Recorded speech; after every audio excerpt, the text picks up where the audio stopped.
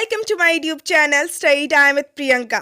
So आज के इस वीडियो में we are going to discuss few most important multiple choice question from your 10th chapter of class 11 history book, that is displacing indigenous people. So questions को discuss करने से पहले अगर आपको इस chapter का easy explanation वाला वीडियो देखना है then please click on the I button या फिर आपको इस chapter का playlist का लिंक मेरे description box में भी मिल जाएगा.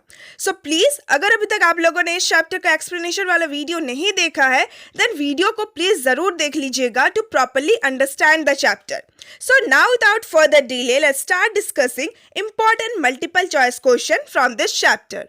सो the first important question that we have is question number 1. South America was colonized by, यानी कि साउथ अमेरिका को किन लोगों के द्वारा या फिर आप कह सकते हैं कि किन कंट्री के द्वारा कॉलोनाइज किया गया था.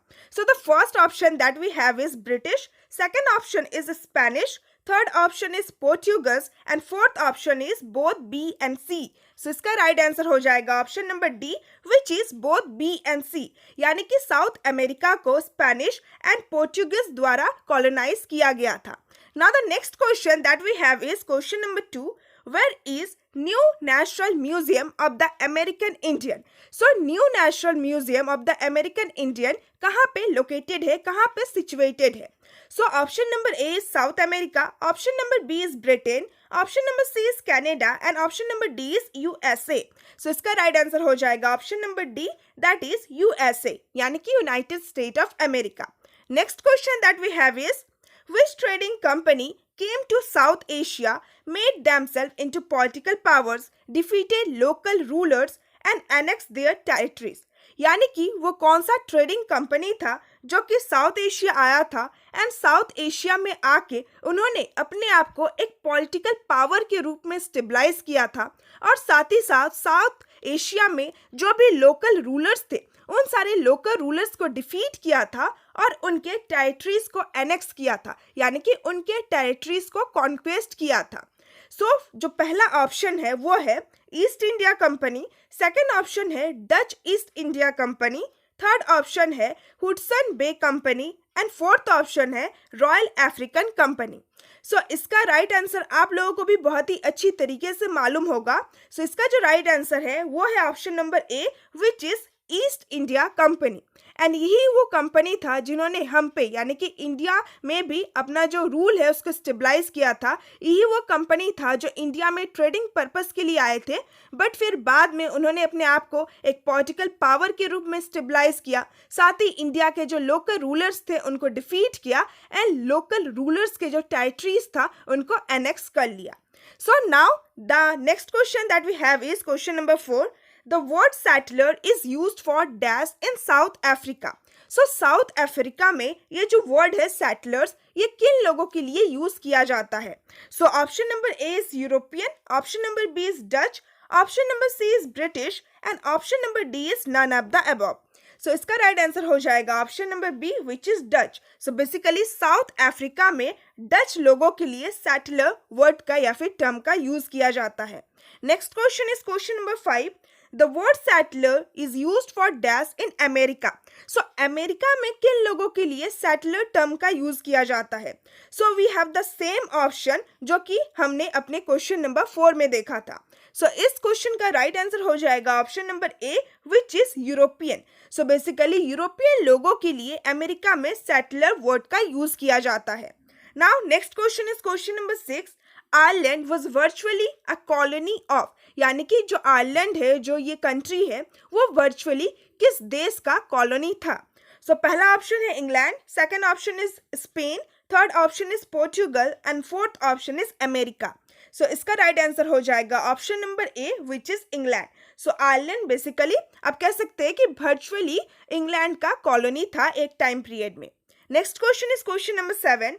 The year in which Amerigo Vespucci travels was published was, यानी कि अमेरिको वेस्पुची जो कि एक बहुत ही फेमस एक्सप्लोरर थे. सो उनका एक आप कह सकते हैं उन्होंने जो अपने लाइफ टाइम में ट्रैवलिंग किया था सो उसका एक उन्होंने बुक पब्लिश किया था जिसको even the travels of Amerigo Vespucci भी कहा जाता है. सो ये उनका जो बुक था उनके ट्रैवल्स को लेकर, सो ये बुक किस टाइम पीरियड में किस साल में पब्लिश किया गया था? सो पहला ऑप्शन है 1508, सेकंड ऑप्शन है 1507, थर्ड ऑप्शन है 1509 एंड फोर्थ ऑप्शन है 1510. सो इसका राइट आंसर हो जाएगा option number B, which is 1507. Next question is question number 8. The name Canada is derived from the word.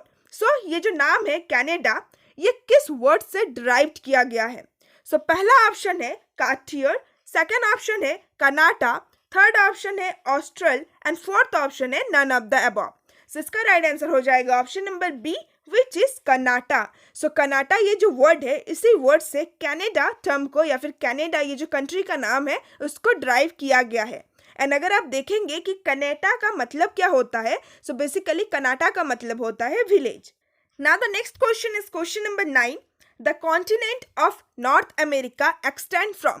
यानी कि नॉर्थ अमेरिका ये जो कॉन्टिनेंट है वो कहाँ तक फैला हुआ है?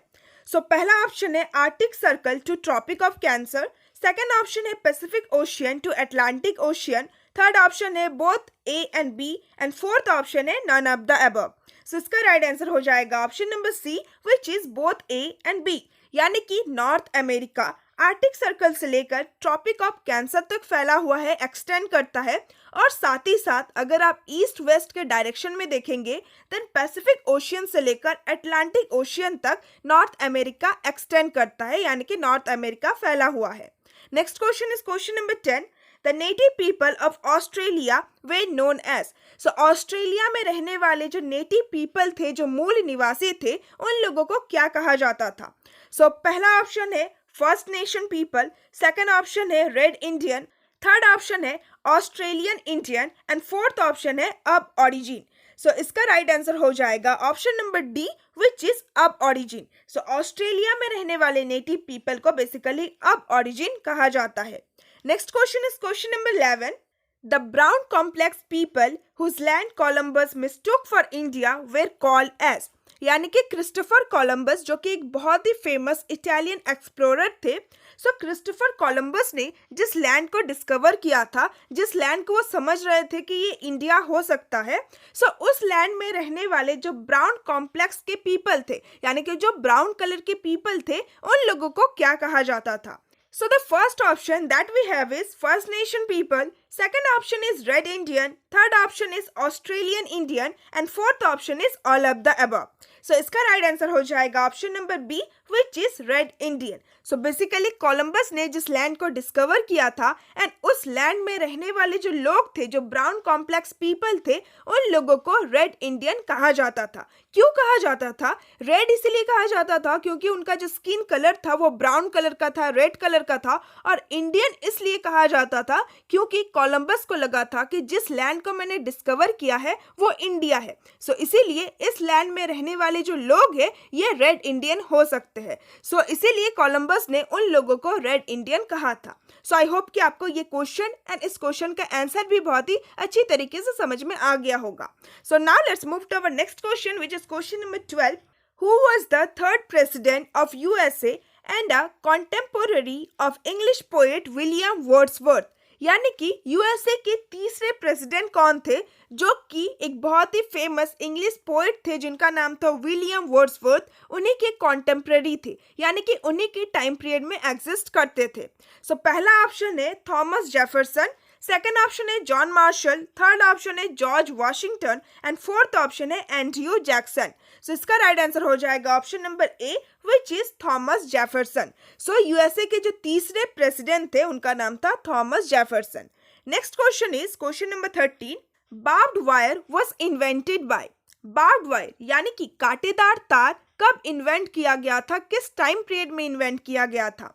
सो पहला ऑप्शन है 1873, सेकंड ऑप्शन है 1874, थर्ड ऑप्शन है 1875 एंड लास्ट ऑप्शन है 1876. सो इसका राइट आंसर हो जाएगा option number A, which is 1873.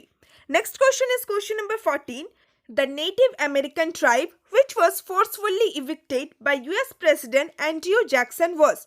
यानी कि वो कौन सा नेटिव अमेरिकन ट्राइब था जिनको यूएस के जो प्रेसिडेंट थे, जो 7th प्रेसिडेंट थे जिनका नाम था एंड्रयू जैक्सन, उन्होंने फोर्सफुली उन लोगों को इविक्ट कर दिया था, यानी कि फोर्सफुली उन लोगों को ग्रेट अमेरिकन डेजर्ट की तरफ खदेड़ दिया था।